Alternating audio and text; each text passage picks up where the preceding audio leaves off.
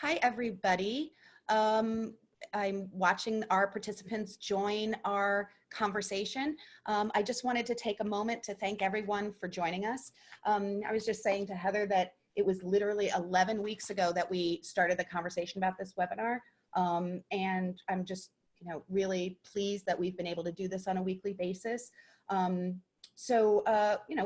thrilled to continue that partnership and host these webinars weekly. So hoping you all continue to tune in. I want to always take a minute to thank Jim Hudak.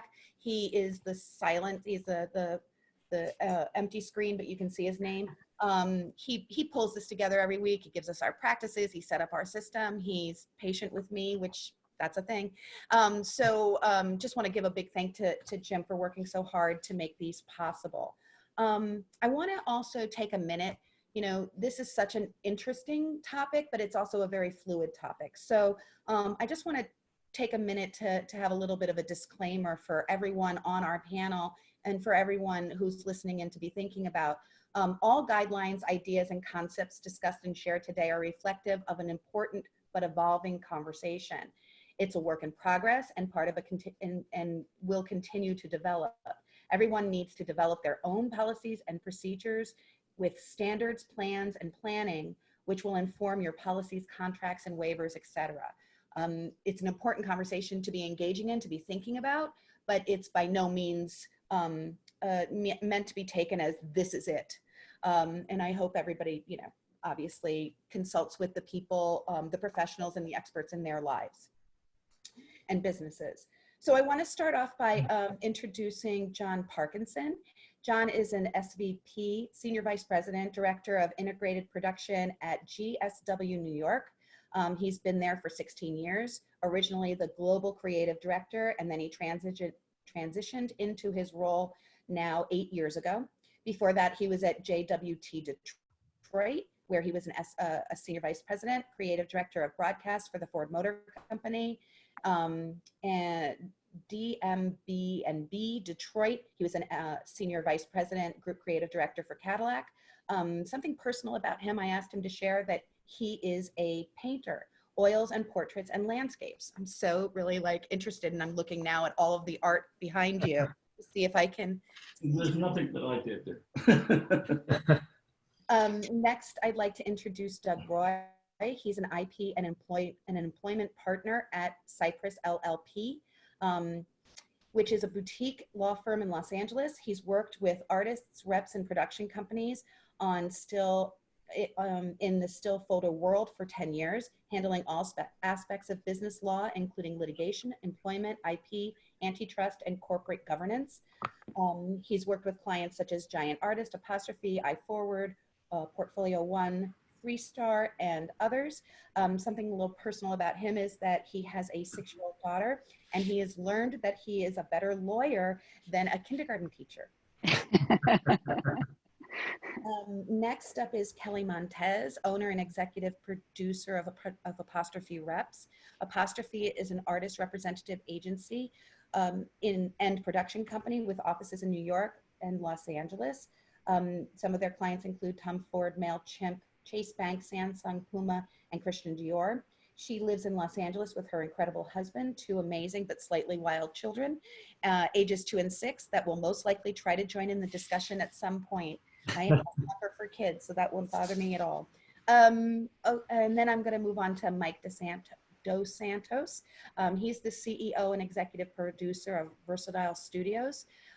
Some of his clients include Facebook, Apple, Converse, Target, and Kohl's.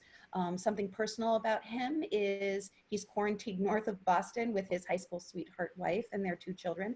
He's a bit of a workout addict, which has served him well during the quarantine to keep him sane. Yes. I'd like to move to Sarah Manna. She's the Senior Vice President, Senior VP Director of Art at Deutsch New York.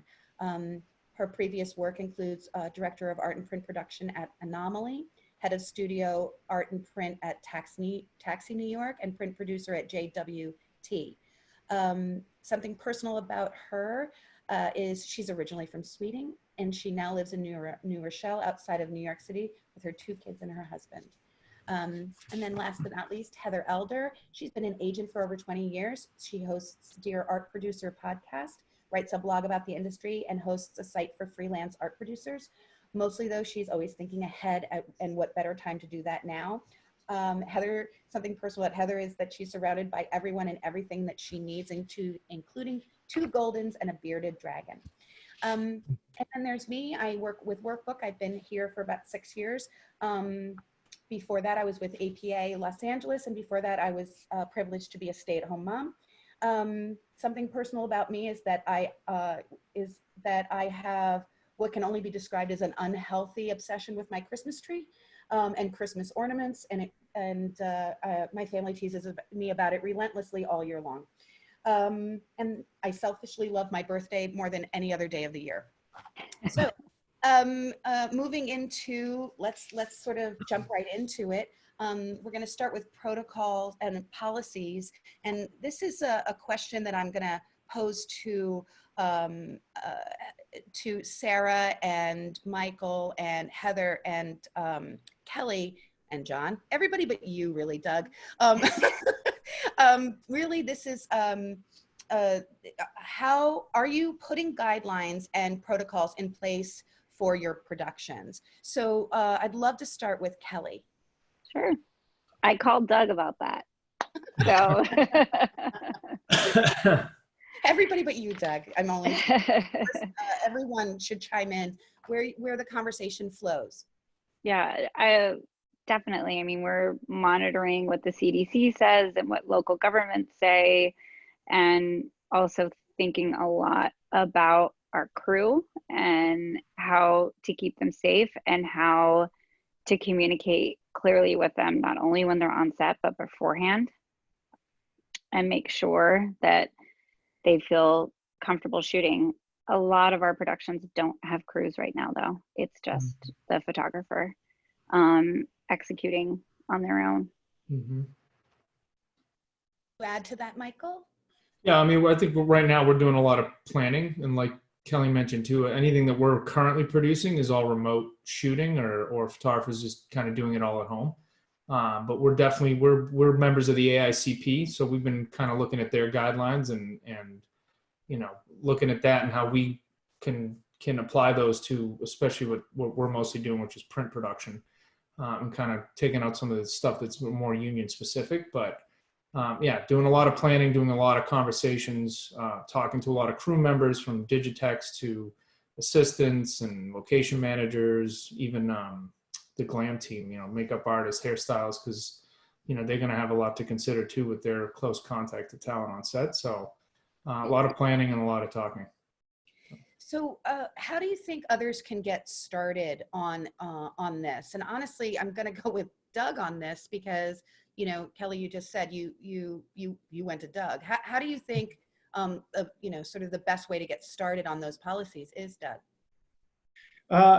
I think it's to check in with what the authorities are saying on every level, right? Local, state, and federal, because you're seeing, especially now as different states ease and open up, and then even within states, the regulations and the guidances change from county to county. So the starting point, I think, is to make sure that the kind of work and the kind of production you want to do is going to be allowed within the municipality that you want to shoot, and then just sort of build out from there. CDC is a great place. They published, I think, just this week, a graphic about how to reopen your business, and it's kind of sort of flow chart on things to consider, and it really walks through different areas about what the big topics of your plan should include, how to keep people safe, how to keep people informed, what your contingency plan is. Mm-hmm.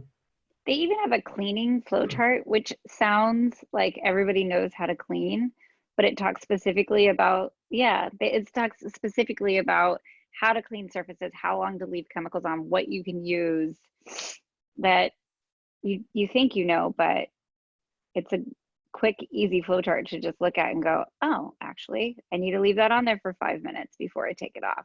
It's not just about wiping it down. It's a great resource. I would add, can I chime in? Oh, please. I would add too that, we talk very broadly about policies and procedures and protocols, but I think one thing that's really important to point out to the people who are listening is you should write them down. Like create a handbook or a guidebook that becomes something that is, what you follow at your studio, what you have your productions follow. Make sure you share them with your clients. So that it will of course be fluid and change over time, but it's not going to be enough to just say, I have a policy. It's going to be really important to be able to communicate it clearly. I love the visuals, the infographics, that's always a great way. And there's a lot of them floating around, but you really do need to show that you've put the time and effort in yourself and that you've done the due diligence to understand what the CDC is, the federal guidelines, like your state guidelines, and that you've informed your crew of what your expectations are when you're on set. Yeah. And then you have to enforce those policies, right? And then you have to enforce those policies. Keep in mind that you could have the best handbook in the world, but if you're not writing it and preparing it in a way that you're able to actually execute on it and enforce it, then it's not going to provide you with any of that assistance or any of that protection. But also rechecking, right? I mean, you said that there was something published today, the guidelines that you made last week. It has to continue to evolve. How often would you recommend rechecking? Is this something, this is what you should check every morning? This is what you should check once a week? What do you, when you're preparing, I suppose, for a shoot, you really kind of. When the call sheets go out, I have the producers check to make sure that whatever the information is that's relevant for wherever it is that their shoot location is, then we need to double check that and update it. Yeah, the AICP went on their guidelines. They actually put the last time they were revised, and if there are any revisions, they put exactly what they're revised. So that's just been, we've taken there, and again, we haven't had to put any of these into actual practice yet because we haven't been in a studio or on set with any of the things that we're doing right now. But we've taken those guidelines and kind of rewritten them.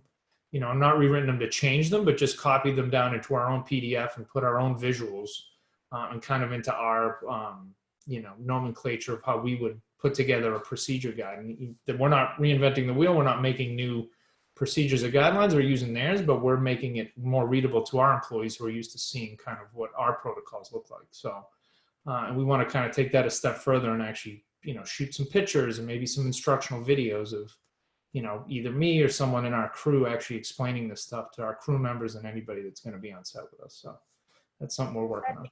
That takes me to my next question, which is what is important for your crews as we move forward, estimating and possibly shooting again? And I want to go to Heather for that one. I mean, I think there's two things that are immediately coming to mind. I know there's a lot more. Obviously, the first one is safety. I think also a little bit of sense of job security for them in terms of what happens if they get sick. We want to make it so that they can raise their hand and say, I don't feel well today. I have a weird symptom. I'm not coming to set, and not think that, or at least be able to be secure that they might still get paid. There's so much liability, and I know we're going to get into this later, that you're going to want to do everything you can as a producer or on your production as a photographer or producer to make it so that the people who can't show up for those reasons don't, because you don't want them there. So I don't know that there's a lot of great answers out there or have it figured out yet, but there's a lot of really good people working on, trying to figure that out. So I would say those are two of the things that come to my mind first. I know there's lots more. I wanted to ask Kelly, what conversations are you having with casting and talent agencies right now in terms of, what's important for them as we move forward? A lot of it actually has to do around casting people who are quarantined together. The casting briefs have started to change, and there isn't the shoot. I haven't seen a creative deck that has a whole bunch of people getting together for a party. That's just not what's happening in the world. It's a lot of families, it's a lot of like friends and more intimate moments. And so our casting partners have gone out and have aggregated, and we've gone out and talked to models that my photographers have worked with in the past to find out who's quarantined together to be able to shoot that way, shoot with groups of people that know one another and just provide that other level of safety. So I'd like to shift over to Sarah right now and ask, are you having conversations with your clients about these protocols and policies yet?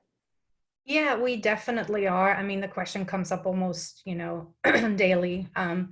And, we had a lot of shoots that were scheduled to shoot in April and in May. And, we've obviously pushed those back. And the conversation, remains to be, when are we going to be able to shoot? And what are the guidelines going to be around shooting? And, all of these points that you all brought up. And it's a tough conversation because nobody really knows, when we're going to be able to be back and when we're going to be able to shoot. But I will say one of the things that, we've been discussing a little bit internally is, I know Kelly's company has sent us something where, it lists like who the photographer is and what they kind of have, what their surroundings are. And other places have done that too. So it's nice to see for us, like what the possibilities are right now. And truthfully, we don't have a shoot right this minute that we're planning on shooting in while we're in quarantine, but we are very much talking about, all of these shoots that are going to happen as soon as we know what we can and what we cannot do. I'd like to sort of ask John the same question, really, and with emphasis, I think on, are the clients aware that these things are changing? Yeah, well, as I think some of actually Heather knows this, that, I'm actually beginning a bid process on a shoot that clients want to shoot in June, or possibly it may push to July, but I think at the moment we're going to aim for June. So we're in that process now and triple bidding with 3 photographers, and each of them have their own kind of ideas of where they could shoot. There's actually, one brought up Texas that's opened up. I think if we don't shoot in metropolitan areas, we shoot, in kind of more rural, remote areas, that's going to be a little easier. And also, family members. In terms of what we have to do is actually just, it's a campaign, but each of the main images are actually supposed to be family members, which is going to work well. If it crossed my table that there was a shoot with, a whole bunch of people in a restaurant, actually, which I just finished in before this hit, and shot in Florida, but I don't see. We probably could have handled that, but we would have. There probably been a lot of post, and you would have maybe, you can put people in. You could shoot people separately and not have them too close to you. I mean, there's going to be ways we're going to have to work around things. I just finished a production where we ended up using, instead of shooting, we ended up using some stock, and we also did some still life photography. That was done in Romania. We were planning to doing it there anyway. That was our choice. We were almost, it was at the point where, everything began to kind of close down. And I was teetering on the edge of going there. And we ended up having a company discussion about it. And we decided not to, and then to go the stock route for the, the people images. And it's worked out very well. Right? We're still in production with it. We're doing a lot of post, but because we work with a company that does a lot of really good CGI work, as well as doing, photography, we could kind of do, we can make it work. So, it's, as you said, it's, we're going to be discovering things as we proceed. The clients are aware things are changing. I think that's the big, Well, yeah, I mean, I think Kelly and I have talked a lot about this, that, once we have opportunities, and we have them now, to actually bid on something, that's when we're having the opportunity to have a conversation with an agency that will then turn around and have something very relevant to talk to their client about. I was on the phone with an art producer today on a job that we're bidding that just seems very it just seems like a very big production for what is they're asking for. And both of us are, having the hard conversation about what is the reality of this look like, and have you talked to your clients about liability and insurance and timing, and what if there's cancellations and all of that stuff. And until we can put it in the context of an actual project, it's probably not very real for a client. Right. I also feel like, I think there's a lot of fear of people taking advantage of the freelance market and photographers at this time. But I have been both impressed and appreciative of my agency and my brand partners. The majority of them are asking, first and foremost, can we do this? Can we do this in a safe way? How do we move forward? They're very conscious of the fact that people are putting themselves potentially at risk. Almost every art buyer I've spoken to has said that they feel a level of guilt that they can't be at the shoot, and yet they're asking other people to do that work, and that doesn't sit well with them. And I just think it's important for people to understand that that's what we're hearing. I believe, Heather, you've been hearing the same thing too, that clients care. You said something really beautiful to Sarah yesterday. Did. She said she felt badly about staying home, and do you remember what you said? It was really beautiful, just about how I did. Yeah.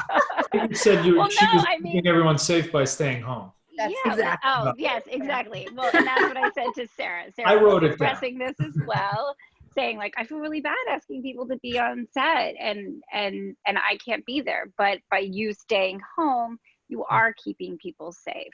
Yeah. And for my wardrobe stylist, she's like, but I can't be there on set. I'm like, yes, but you doing that pre-pro, you doing that virtual wardrobe session, and you teaching somebody how to dress themselves and giving them all those tips and tricks, you're keeping them safe. And so that's an important job right now for all of us. And I think from an efficiency standpoint too, right? Said it better yesterday. That was pretty good. I think that was the second part was pretty spot on.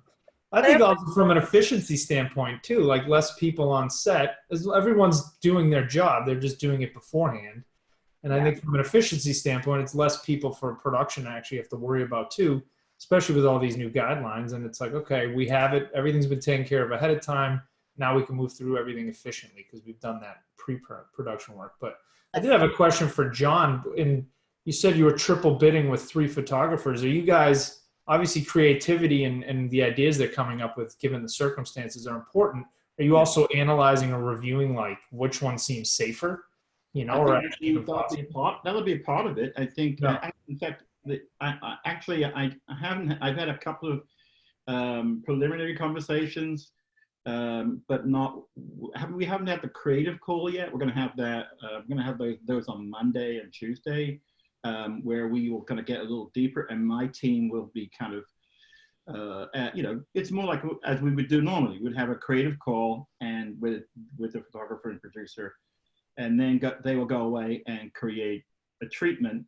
And also part of that will be the treatment, and also how we're going to proceed with this shoot. I mean, the one thing is that obviously, Michael, it's what we're considering is a pretty small, intimate production anyway. Right. So as I said, if it was going to be a big production, I think we would just not try to even proceed at the moment. Gotcha. So, baby steps, I think, and as Heather said, we're gonna discover things as we proceed. But I think very importantly, and I had a conversation with my management this week, we are going to make sure everybody does due diligence. Everybody does every safety procedure. And I think even before, taking temperatures when everybody arrives on the set, those things like that are going to be crucial to be part of the how we proceed. I think all those things we'll be asking and having a checklist. So making sure to tell our clients everything we've done is to, is as safe and secure as we can possibly be with all the guidelines. Doug, I have a question for you about taking temperatures on set. Because I've gotten some feedback from people that they feel like that's very intrusive, and it's not actually, and they're finding many people can be asymptomatic, and until there's widespread self-testing, Yeah. that Is it even legal to do that? I don't know. I guess you take that's a temperatures without question. even touching anybody, Yeah, those with the thermometer scanners, but I'm just wondering how much protection does that give, and just from terms of liability for the production, is that something that everyone should consider doing, or is self-monitoring and giving a checklist enough? Yeah, I think, look, this is also going to be something that's going to continue to evolve, and that's, I think, where these agencies like the CDC and those guidelines are really helpful. In the guidelines and everything that I've seen, I have not seen discussion about mandating temperature checks, or even necessarily mandating, testing. I think the testing question is still evolving with respect to like which test is the best and how accurate it is. And Kelly, like you said, whether temperature is even really a completely accurate way to go about it. It's certainly something that I would recommend that if anybody who felt like they wanted to go ahead and do that, and that was important, to talk to legal counsel first, and to proceed with it on a voluntary basis to make sure that folks aren't necessarily surprised when they show up on set and there's somebody there with the thermometer asking to take the temperature. And most people, I think, are there's a little bit more leeway and would volunteer to do something like that. But I don't know that it's I don't know that it's mandated, and I don't know that that's the only way that you're going to be able to get a reasonably safe protocol in place. Yeah, I mean, actually, the guys in Romania, they told me themselves that before they all got on set to do their still life shoot, which they had about 5 people on set, they all took their temperatures. Now, these are people that kind of work together a lot anyway, so they probably, even though they trusted each other, that's what they decided to do. And they told me about this. And I thought, they just want everybody to feel like, hey, we've done this. We're happy to be together. I mean, they were still masked and everything else. They were masked and wore gloves. So, and that was 3 weeks ago. None of them got sick, so that's good. So I wanted to ask Heather and Kelly, how quickly in the bidding process are you asking, are you bringing up these safety protocols? Is it like first conversation? Yes. Kelly, you're on mute, by the way. Yes, sorry. I think my daughter's trying to break into the room. I told you the wild children were coming. The question comes from the agency or the brand first. Yeah, they come to us and say, can you do this safely? Yeah.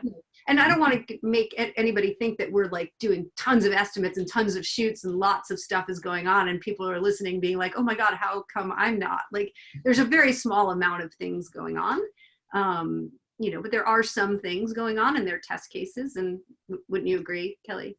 Yeah, absolutely. And that's really the last few, everything's a Zoom. So Zoom conference that I have, it's been about how can we do this safely, even before we have the creative call, to figure out what our approach is going to be, whether it's shooting at home or shooting it virtually, just to figure out how to explore what it is that we could do, or consider the timing. A lot of phone calls happening around like, okay, well, let's hold dates around June 1st, and then let's also hold dates around June 15th, these sort of 2-week segments to see and check in as to what's going to happen. And I think if I can add to, from a client standpoint, I mean, the conversation has been, of course they want to shoot, we all want to shoot, but there has not been, on my end, there has not been any unreasonable conversations at all. I mean, everybody is very concerned about safety and, on everybody's part, agency as well as, crew and photographer. So, the decision to push is obviously, also an ongoing conversation, because it's like, well, what do we push to? Now, right now we're talking about shooting in June, and we have a handful of shoots that are, that we're talking about shooting in June, but who knows? And the clients are very understanding, and, just to answer your question from before too, if the clients are realizing what a big change this is, and absolutely, they look to us to tell them, this is what we can do and this is what we can't do. So.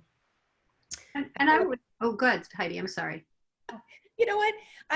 I'm listening and I'm marking off every single thing on our list. I'm like, oh, we just did that. So I'm really good. I'm engaged. I think that you guys are going from thing to thing, and I think that that's important. That's how these conversations happen.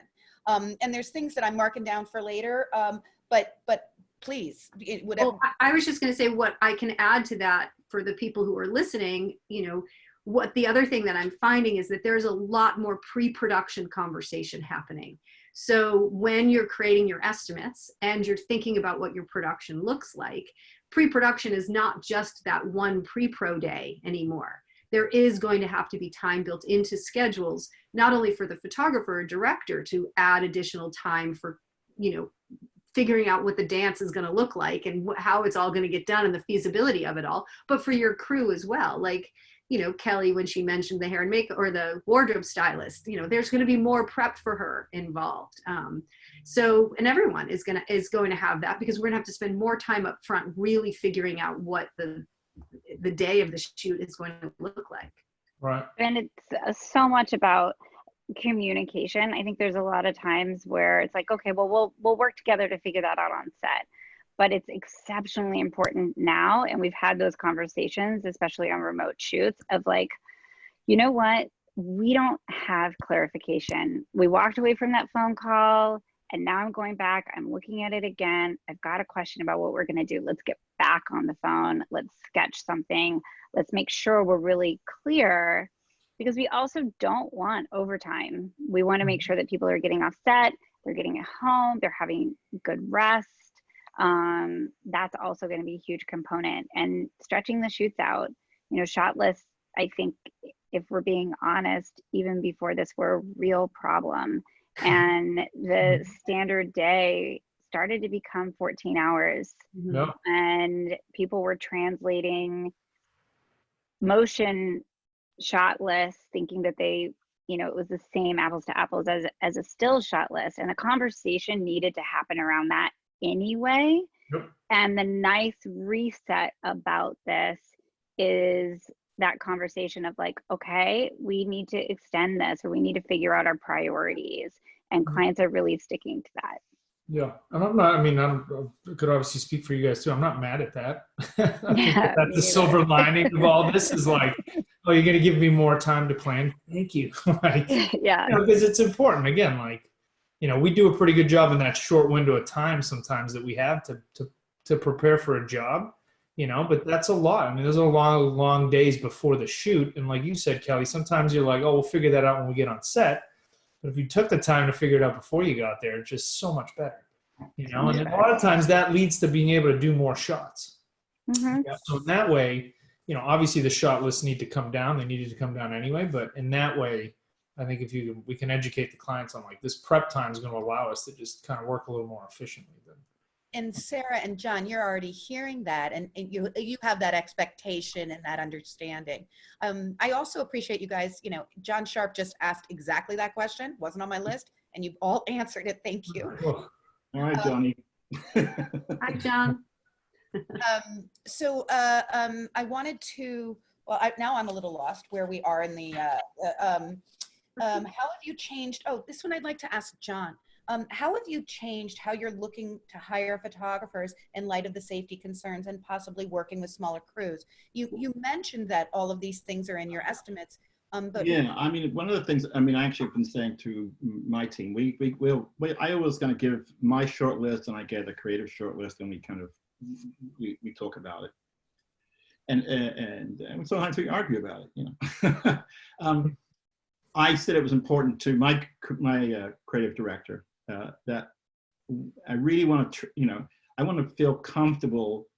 So like maybe this is not the time to go to someone I haven't worked with before, or if it is, or if I haven't worked with that company before. So I'm trying to kind of, feel good about that. That I've got someone who's who I feel secure, or and the production company for the agency that I kind of have a relationship with. I know them, because sometimes I love thinking out of the box and going to try somebody new. I mean, that's part of what we do, and it's great to do that. I don't think this is the time for it, and I feel like I need to feel secure that whoever we're going to deal with, they will, we have a good dialogue, and we can really be honest and make it. It's a very important decision to make in this case. I think for sure.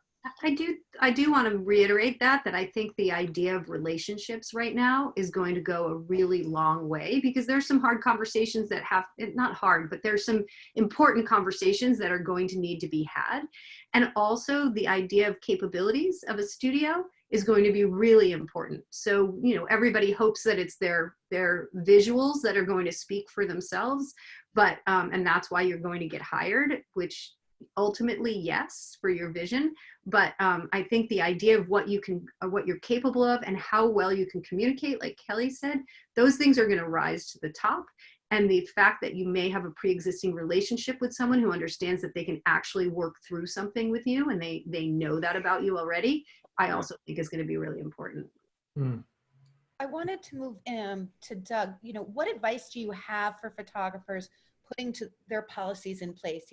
It's great to have, flow charts and things and so on, but how do you, do they have to just have a safety officer on set, or, the beginning of the shoot, you'll start off 6 feet apart, but by the end of the shoot, maybe you're showing the back of your camera, because it's a very natural thing that they do. So do you have any advice about how to keep that consistency and I think you get where I'm going. Yeah, I do think it's a good idea to have somebody that is going to be tasked with trying to maintain the protocols throughout the day. Now, whether that's an independent compliance officer, I think you are going to see kind of these cottage industries pop up across offices and businesses altogether, where you're going to have these sort of safety officers, or you're going to have cleaning crews and all of these things that are specifically. Stations. My girlfriend is investing in sanitation stations right now. So I think there will be more and more resources for something like that. But in the meantime, I think that it's a good idea to have somebody who's going to be, as part of their responsibilities, that they're going to be tasked with periodically making sure that all these safety guidelines are being kept into place, reminding people to keep their distance, making sure that all of the various departments are kind of kept in their assigned space, to make sure that the PPE is still readily available, and make sure that the hand washing stations are still full, and just doing what you can, taking as many reasonable precautions as you can to make sure that everybody's staying safe, and also to create this environment where everybody feels like they're being taken care of. I want to do a follow-up question to that, because I just asked about safety officers, but can a photographer or producer require the right of refusal to admit someone on their set if they suspect an illness? Like, we're asking everyone to be honest about their exposure, about those things. I'm sure there's waivers involved, but if you suspect somebody is sick, can they say, how do they write that in, or can they write that in, or should they write that in? Yes. Look, with the caveat of all these conversations, this is an evolving situation, and we don't yet know how, and we haven't really set the guidelines and the boundaries yet for all of this. But I do think that it is an important thing to do, and I think as a producer, you're going to be allowed and expected to do that, to be monitoring people throughout the day. And also, I think Kelly mentioned at this point too, or somebody earlier, which is if you're creating an environment where the crew feels like they're being taken care of, even the people who may be sick, then I think you're going to see a lot more success with compliance. So if people aren't afraid that, oh, if I tell somebody that I'm feeling bad, I'm going to get kicked off the set and then I'm going to lose a whole day's wages. If you thought that plan ahead of time, you've communicated it, then I think you're going to get a lot more compliance, and you're going to not have to run into those difficult decisions so much. Can we talk about waivers?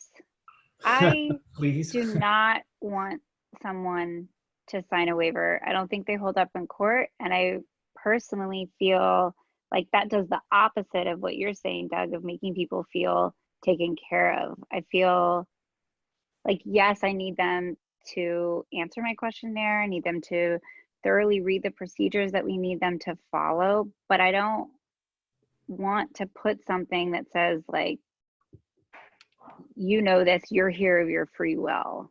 And it just, that feels wrong to me to begin with. But I don't know, is that something we have to have, Doug? Does that even hold up in court? Like, is that even worthwhile? Yeah, I think resources are probably better focused towards what can we do to ensure that we have a really reasonable policy and procedures in place, that all of that is getting communicated to the crew, and it's being enforced, and we are keeping a safe environment.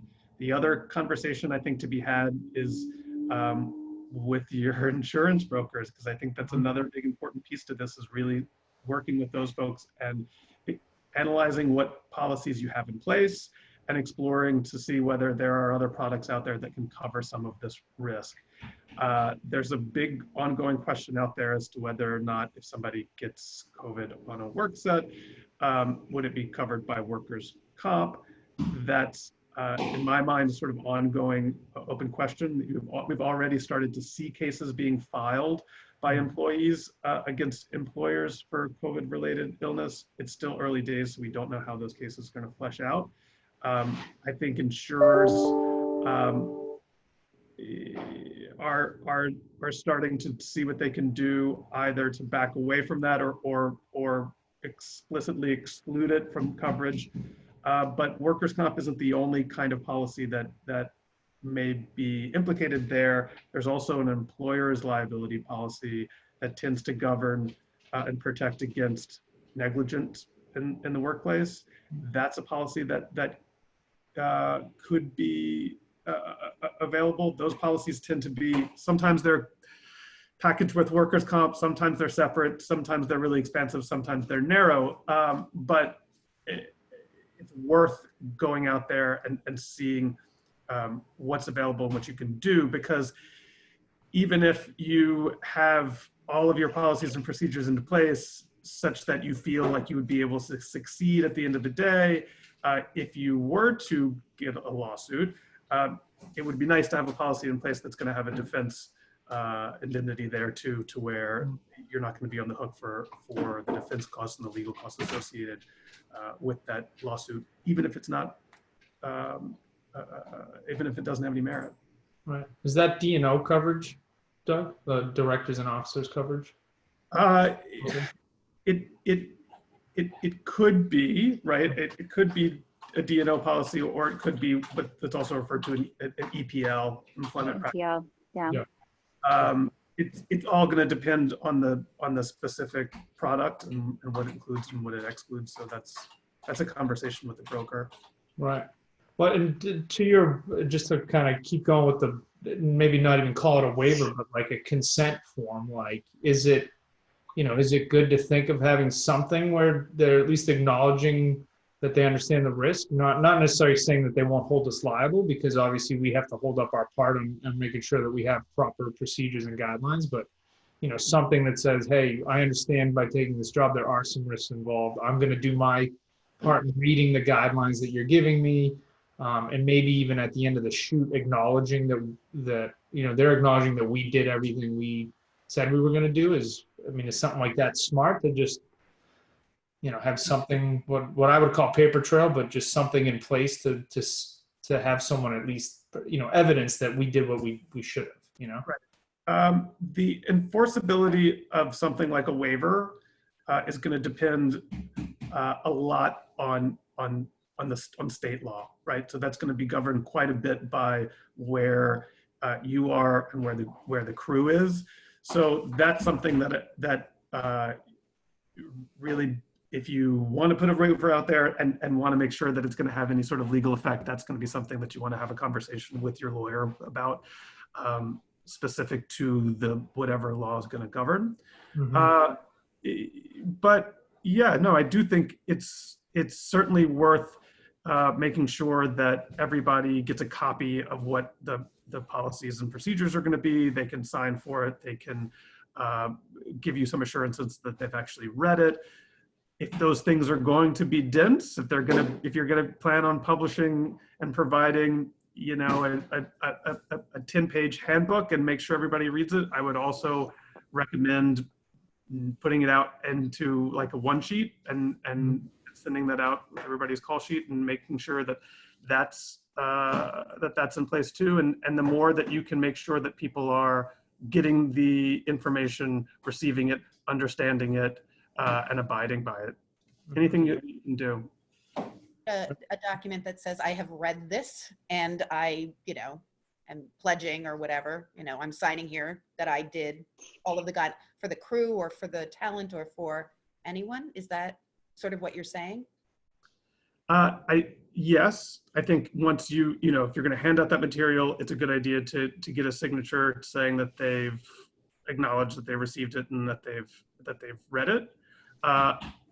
And on top of that, I think you should also be having somebody that's going to be, like you said, that's somebody going to be tasked on set to making sure that everybody's actually following it and abiding by it.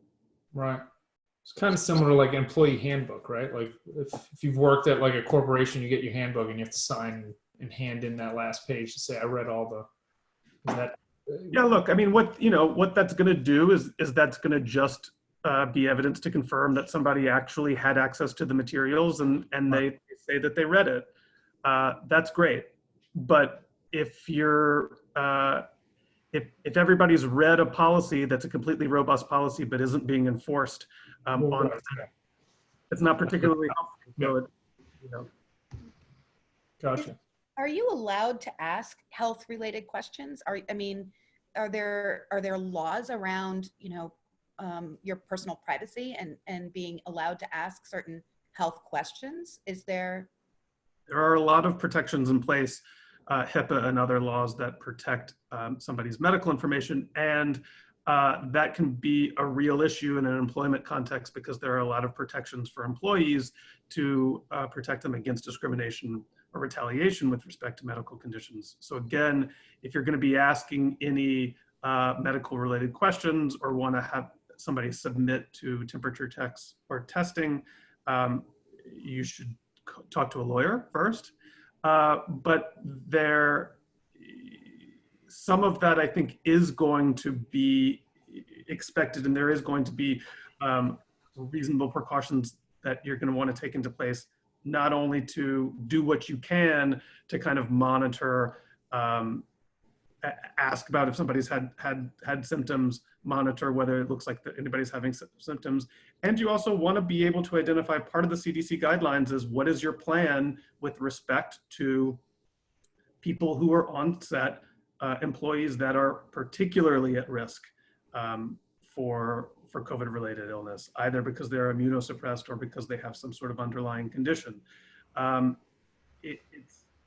Right now, there's a lot of tension between medical privacy and responsibilities and best practices and procedures for how to identify those people and how to take care of them.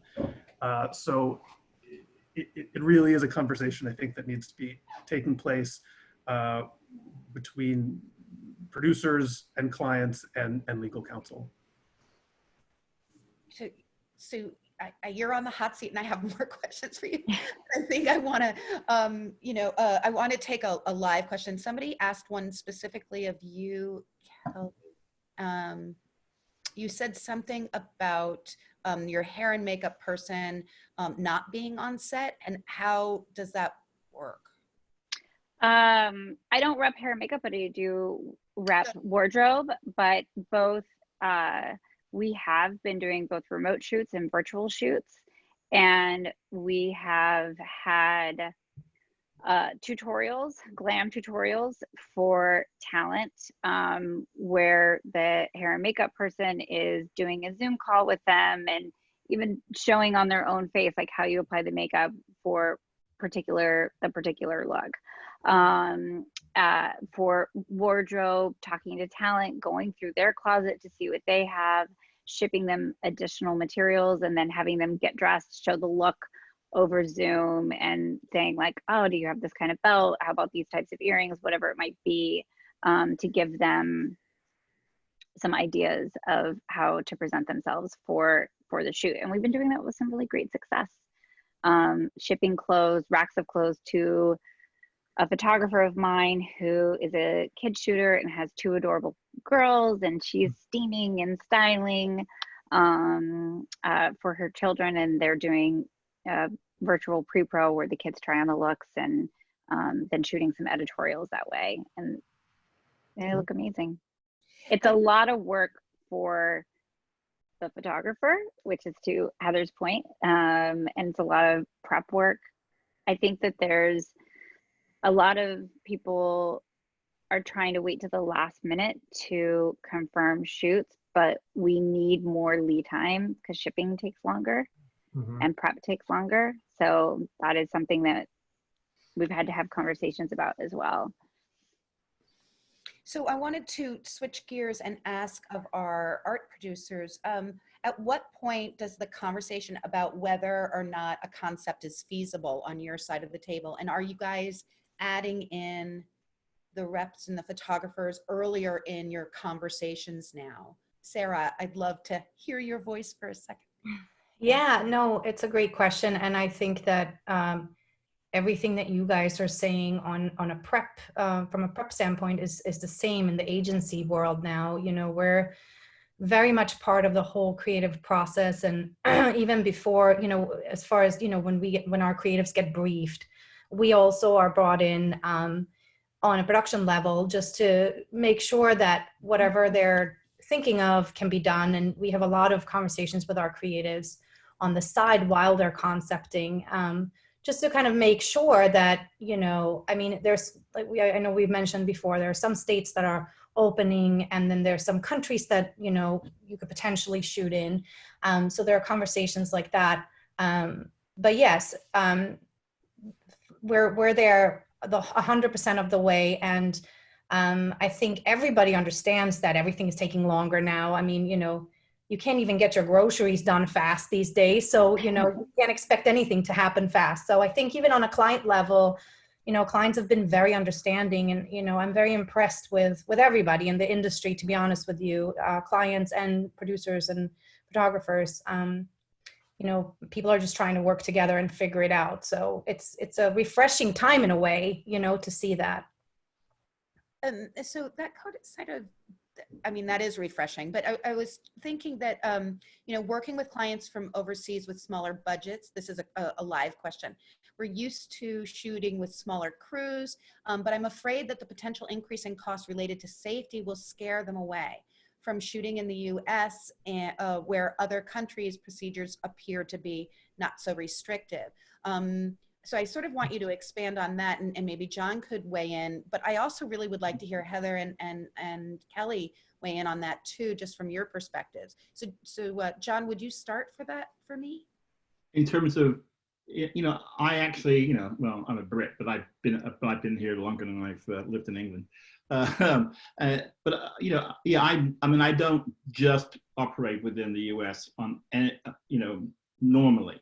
I mean, I think the world has changed, and you know, I tend to kind of not look within US just to do production, and but I don't necessarily, you know, necessarily look abroad, but I just look at talent. I mean, I think, you know, there's like some great talent, you know, everywhere, and of course, and they're rep by, you know, American, you know, reps. So But yeah, we do productions abroad, and you know, to the point there, you know, as Doug was saying, there's going to be different laws in different countries, and there's going to be less restriction. I mean, a lot of countries are less litigious, you know, than working in the States.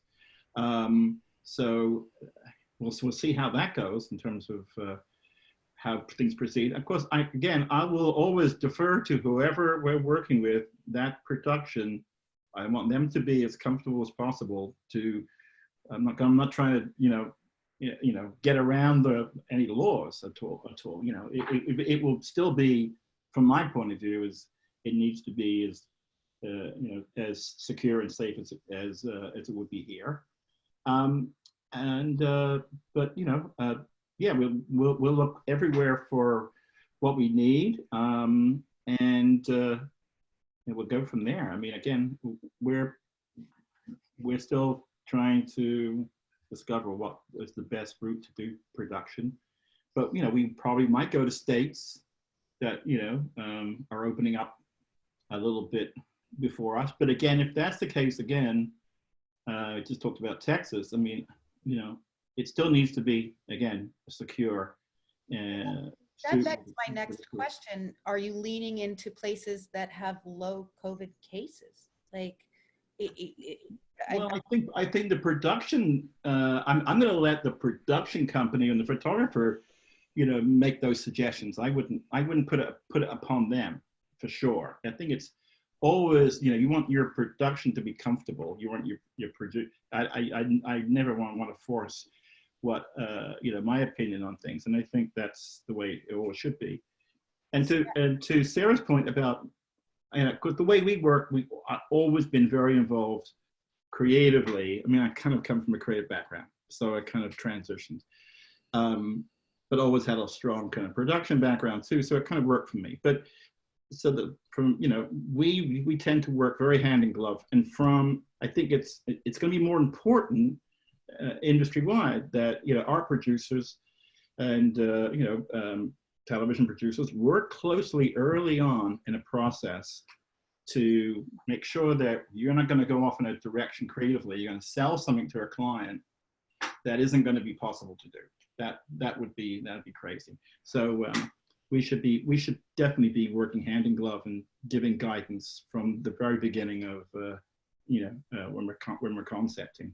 And Sarah, telling it to the client. And Sarah, you're nodding here. Yeah, I mean, we've talked about, you asked about shooting in places where COVID is not, you know, doesn't have a lot of cases. And, you know, we have talked about New Zealand. Myself, I'm from Sweden. So, you know, there's been talk about shooting in Sweden as well. And, you know, if we are shooting in Sweden, I don't think that the safety is any different, because you know, we're still dealing with COVID. And, you know, it's hard because everything changes every day, you know, like Doug said too, it's like, it's difficult to make any decisions of where to shoot, or, you know, or, you know, or even think about like, okay, if we shoot in Sweden, what is it going to look like for the photographer and the talent? But yeah, you know, it's a weird time for all of us. I think, you know, we just have to keep looking at what happens every day and make decisions as we go. Mm-hmm. I don't think it necessarily, I mean, I'm not on the art production side, but I would have to imagine if you're in a country that doesn't have the appropriate safety guidelines, then your production ends up taking on a certain amount of risk as well, of people getting sick and not being able to execute it for you. So it's everywhere. It's everywhere. And I think that, and that's exactly the conversation, right? It's like, okay, well, if we were shooting somewhere on the other side of the world, we still wouldn't go, obviously. The client wouldn't go, we would all be remote. But what happens? And the insurance, what does the insurance cover? Because right now, I believe that insurance wouldn't cover anything that's COVID related, so. Well, that actually brings me right to our next point. I just want everybody to be aware that we're really such a great conversation. So we're going to be running over because we have some more things to get to. So I wanted to ask, well, I lost my pages. I wanted to move into the cancellation and postponements, liabilities, and insurance section of our outline. So for Heather, what do your cancellation and postponement policies look like right now, and how did you arrive at that? Well, they're very, they're fluid in that they're changing all the time. I think we arrived, well, I don't know if they're changing all the time, but we're open to conversations. We arrived at them after many, many, many, many, many hours and time on the phone with, colleagues, studios, just people just kind of talking about what is important to all of us right now. And I think the biggest thing that's important is the idea of getting shooting again and being able to make clients feel okay with choosing a shoot. So some of the, our group is talking about having a cancellation policy that would include the idea of if we got a PO with you, then if we need to cancel, then our cancellation fee turns into a postponement fee that you can use at a later date. At least that's what it is for the photographer's fee. Nobody wants to try and make money on this or, take money from someone. Like, we're all in the same boat here. We want them to feel comfortable that they can go ahead and shoot. At the same time, we want to take care of our crew and those people that have put the time into the job, just like any other postponement. If work has been done, we want those people to get paid. The key players are open to, some sort of postponement sort of deal. So, Kelly, would you agree with all of that? Absolutely. I mean, I think it comes with this idea of communication. I mean, so much can be solved and planned for through communication with your clients. And that is where, I'm not going to say all of my clients, but the majority of my clients want to talk about what our cancellation policy is and what would be fair. And it's no one's fault.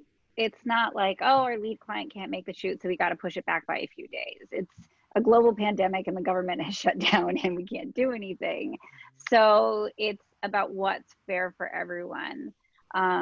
With my artists, my group in general, like Heather said, we care a lot about the crew and about the assistants that they get paid their wage that we committed to them, and then working with clients to say like, okay, well, maybe this becomes a postponement fee for now, so we could recognize some income when we thought the shoot was going to be happening, and you can pay us for our prep, and then that gets applied as a credit later on down should we be able to shoot within 1 calendar year or whatever it is that you work out with your client. It's through having sorry, go ahead, Heather. No, sorry, Kelly, you just said something that got me excited. The idea that it's not just what happens if we all go into lockdown and it's postponed. There are other issues that come into play when you're talking about postponement, right? What if you've rented a studio?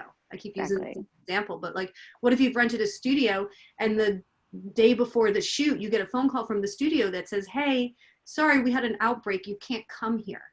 Okay, so what does that cancellation look like? That has nothing to do with us. That has nothing to do with some big global pandemic that shut everyone down.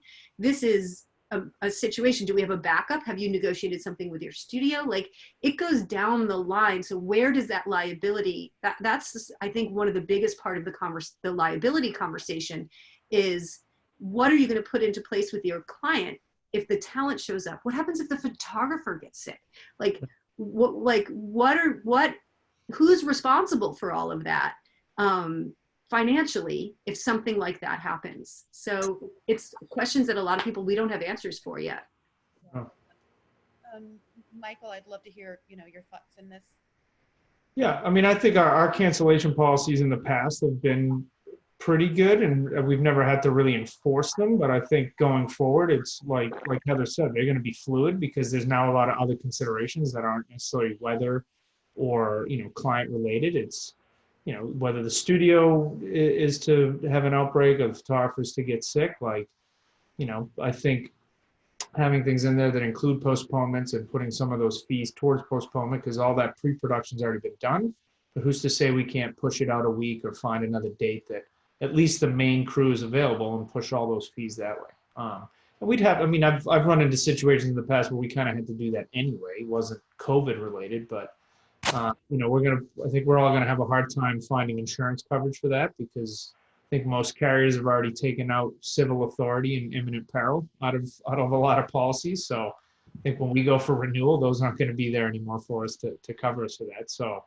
I think, you know, again, speaking with our attorneys and our insurance agents closely to just say, you know, here's the situation at hand. It's obviously more helpful when we have an actual tangible thing to be talking about, because right now, like everybody else, all our stuff's remote. All the stuff we're planning is, you know, remote. We're actually planning a shoot in New Zealand, but we're using local crew and we're producing from afar, and everybody's you know, viewing from afar. So there's really no, you know, there's nothing we need to consider there yet. But I mean, photographers have gotten sick in the past. People have had family emergencies in the past. And in a very rare instance, I've had like a stylist bill me their full rate when a photographer got sick and not have compassion for it. Like but that's so unbelievably rare. I'm actually shocked that my team, considering how long their days are on set, that they have such amazing immune systems to begin with.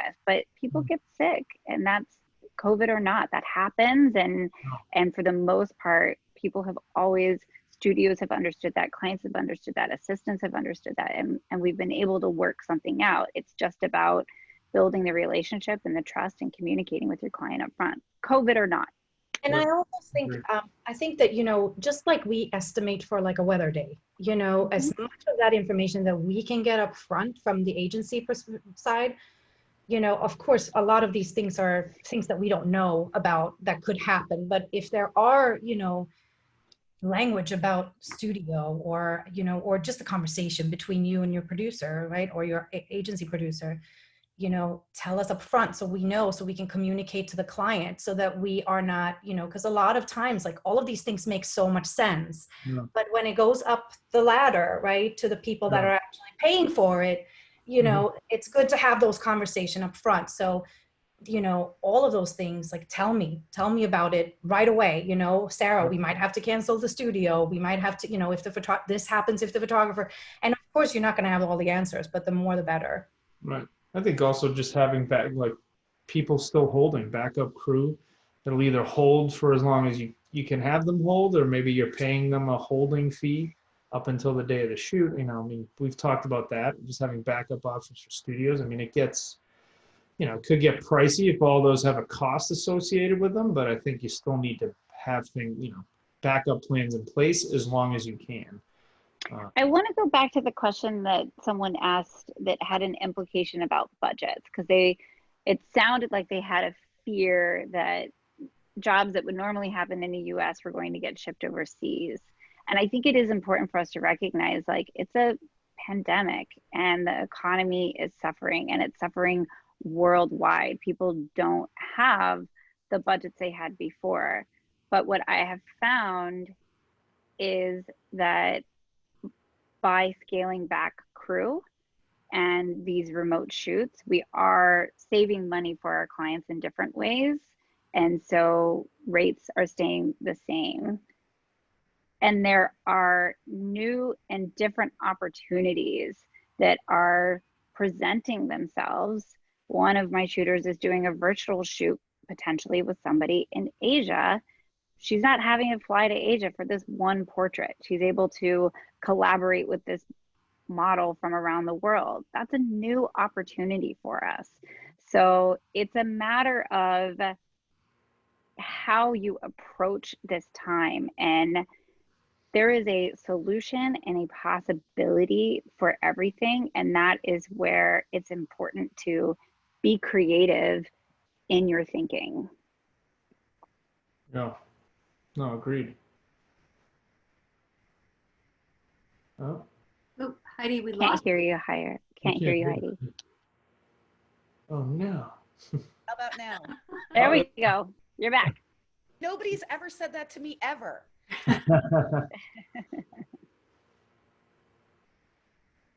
Oh, Haven't Don? won. Okay. No. Oh my gosh. Now you're back. All right. Maybe, yeah. I'm not going to mess around anymore. Jim is cringing, I'm sure. Thank God we can't see his face. I'm sure Jim's like, oh, how about here? Can we hear me now? Yeah, Yep. we can hear you. Like this conversation could go on for hours upon hours. I don't want to overtax you guys, so I'm going to try to bring us to a more rapid up point, but there are a couple more points. Is everybody comfortable to continue for maybe maybe 10 more minutes? Okay. Okay. So one of the things I wanted to ask the reps and the producers is, will you be changing your policies on advances and payments, and why or why not? Yeah, I'll go ahead, Kelly. No, you take it. I mean, I kind of already said it anyway. I think we've had pretty good advance and payment term policies. I think we're just going to enforce them a lot more now. I've gotten on set plenty of times where my advance hadn't hit the bank yet, and I think that would be silly to do that going forward for whatever reason. But yeah, I think we're just going to be a little bit more strict in enforcing them, just because a lot more people are obviously crews haven't worked for a while, so people are going to want their money, when they know they're going to get it, and that's what advances are important for, is so that we can pay, especially the below the line crew quickly. So. Well, and I would add to that there are photographers out there that are used all their savings by now, right? There's not a lot of cash flow there. Mm-hmm. So I'd like to think that we can have those conversations ahead of time now, where I would say to a producer, to an art buyer, hey, what are your payment terms? What do you think this is going to be? How much of an advance can I get? And then I'd like to be able to, and when needed, if I'm going to extend a line of credit to you, I'd like to put that at percent. I'd like to think I could put that percentage maybe back into the estimate and the very beginning. So it's not a conversation we're having at the end, but a recognition that the agency is not going to pay me until they're paid by their client. So again, has always been in this position, but I hopefully think there'll be this understanding and this communication, as we all keep talking about, that's going to be an important thing for a lot of people. Cash flow is not what it used to be. Sure. Heidi, we can't hear you. There Okay. you go. Now you're back. So, okay. Sarah and John, do you think that's going to be well received or understood on your side of the table? Yeah, I think as long as, whatever you have, whatever new policies and new payment, guidelines, just have the conversation up front. When it comes to us up front, it's usually not a problem. Or if it is a problem, then we have time to solve it, and we can talk to our clients and you guys. When it comes to us after the fact, that's when it's harder, right? So I think it's all reasonable points. I don't see any problems with it, as long as we can go in with, when we bid, we also talk about that up front. Yeah. I mean, it's always been, it's a policy where the way I operate is that we start a job, the account team know for sure what, basically what is going to be needed up front for an advance. And that usually we kind of pre-bill for the funds. So we have it in our coffers. We don't have to then go to a client. So we get it in our, if we have it, then I can get it released. And it's worked pretty well in the past. I defend my vendors because it's a relationship, and we want to have a great relationship. So that's very important. So we'll make sure. I mean, the thing is that telling clients, I'm going to be telling, is that I think things are going to, maybe there's going to be savings if we're not traveling, but I think that shoot's going to take a little longer.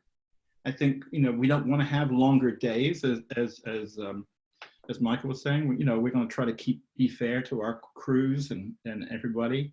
And, there'll be those conversations about that. So we can kind of make sure we have enough prep time and more pre-production, all those kind of things. I think these kind of conversations we're going to be having, I'll be having certainly with my account team and my clients. That's for sure.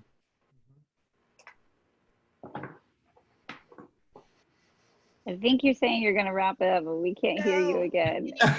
Like, it Now looked we like can the hear wrap you. up. Stay close. When you're close, it seems to work. Yeah. Sorry. So Nope. hello. So it seems to me that we're saying plan, pre-plan, contingent plan, and plan some more. And More And caveat. communicate. And Communicate and caveat. Communication is key. I mean, I think communication's always been the key, but Always. even more so now. Well, I feel like this is a good, I mean, we didn't get to everything, which tells me we're going to need to do this conversation again, and we should anyway, as things change and evolve. But it seems like a good a time as any. I just wanted to say there's more questions for Doug and for everyone, really. I just want to thank you all so much for giving us your time today. I hope you can still hear me. I'm moving closer. You're good. And you're also generous. You're also thoughtful. I also like, the tone and tenor. This is all a very optimistic and collaborative. And I think that's, the key. So I just want to say thank you, and thank you, and thank you some more. You guys are wonderful. And I just really appreciate everybody taking their time today. I always like to end on silver linings. So, the silver linings, either professionally or personally, that has come out of this mess, I suppose, is the only thing I can really, call it. I'd love to, I haven't heard from you in a minute, Doug, so I want to bring you back in and ask you, what are your silver linings beyond, becoming a kindergarten teacher? And you're muted. Okay. Yeah, I mean, I think for, for your business and for these conversations, I do think that this does provide a nice little break from people being so rushed on jobs and from job to job and production to production, to sit and have think out some of these issues as they relate to COVID, but also as they just relate to an industry and a business that continues to change. And you've got a little bit more, hopefully, breathing room to think through some of these plans and contingencies, and to have some conversations between the rep side, the production side, and the agency side on a variety of different topics. So I think that there's a lot of ways to be creative, like Kelly was saying, and hopefully a little bit more time in your hands to deal with some of these issues. I'm going to turn to Michael. You're here on my screen, so I'm going to turn to you and ask you to give us your silver linings. Yeah, I mean, the pause button was hit pretty rapidly. I think it was a good time to gain some perspective on what's really important to you, and especially when all the material things and the, things that kind of keep you busy every day that are outside the home, really kind of drove home what's important to me in my life and in my business, as well as just really, finding that helping people is really what drives me. And I've been trying to do a lot of that and have a lot of conversation through this. So, that's definitely a positive that comes out of this. And I think, like you said, focusing on all the positive and having positive conversations that also address, the real issues that we're going to have coming out of this is a way to go, instead of really trying to focus on the negative. But yeah. So I'm going to go here. Kelly, that's where you are for me. I feel very Brady Bunch. I like Alice. But Kelly, if you would, give us your silver linings. Sure. I mean, I don't want to say that this hasn't been hard, but it's also been really amazing to see the solutions that some of my artists have come up with, and have shown me ways of being creative that I never even considered were possible. And there's an aspect to my job right now that I can truly say is a lot of fun, helping them get that out there in the world and spreading that message and problem solving with clients and being really creative in our conversations. That's sparking my brain in different ways. And so as we explore these possibilities, it's really energizing. There are other things that are, of course, very stressful, but it's making me see things in a different way, and it's making me think about what it means to be a leader for my company and for my artists, and helping people find new possibilities, and that's exciting. Thank you. I'm gonna look down at John. I don't know if that's, I hope I'm that way on everyone's screen. I'm sure I'm not, but John, I'm looking down at you. Hi. If you, hi. So my silver linings. I don't miss my 3-hour commute. An hour and a half way into New York every day. Although I was basically doing 4 days a week, but that was that's something I don't miss. And it's really been great communicating with my team and the agency. It's amazing how I think people have been really great with each other, and I don't feel any tension. I feel like everyone's really trying to be supportive. Certainly who I've been working with, and we've just done, in the last 2 weeks, we've done 2 new business pitches, and it's been amazing. I mean, we've really done great work, and we got a lot of great people to help us with, our vendors to help us with it too. And it's been a really good experience, and everyone's feeling great. So I always forget when the weekend is, but I know it's Tomorrow. I do, because I always have film club. I'm about to go from this into our company film club, so that'll be our little cocktail hour discussion. But I'm looking forward to getting through this and working with everybody, and all you creative people that are gonna really come up with some great solutions for this. And I'm glad I bought some stock in Zoom a few months ago. So, Lucky you. No kidding. I'm gonna looking. You're also down just below my square is Sarah. So I would love to hear your silver lining. Yeah, no, I think, it's been nice to, I also commute into New York City every day. So, it's been nice to kind of slow down a little bit. I think there's a lot more space for thought, and that's been nice, not just, work-wise, but also on a personal level, and, hanging out with the kids and such things. But another thing, and I know I mentioned this to Kelly, like very early in our quarantine, one of the really, really awesome things that I love is seeing what all of these photographers are doing. Like, it's so refreshing to see, a lifestyle photographer trying to, learn more about still life and like showing us what you're doing. And I really think that that's one of the best part for me of this time, because it's just really, really, it's really cool to see what you guys are up to. And I really encourage you to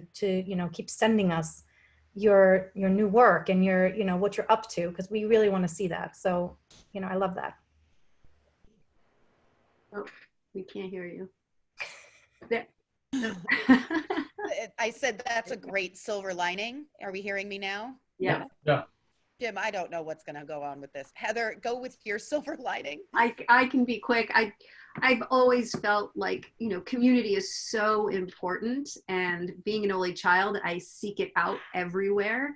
But I think this is the relationships that are being solidified, and the friendships that are being made, and the trust that is being shared in this community, and people are rising up to levels that although I'm not surprised, but it's a pretty amazing time to be a part of.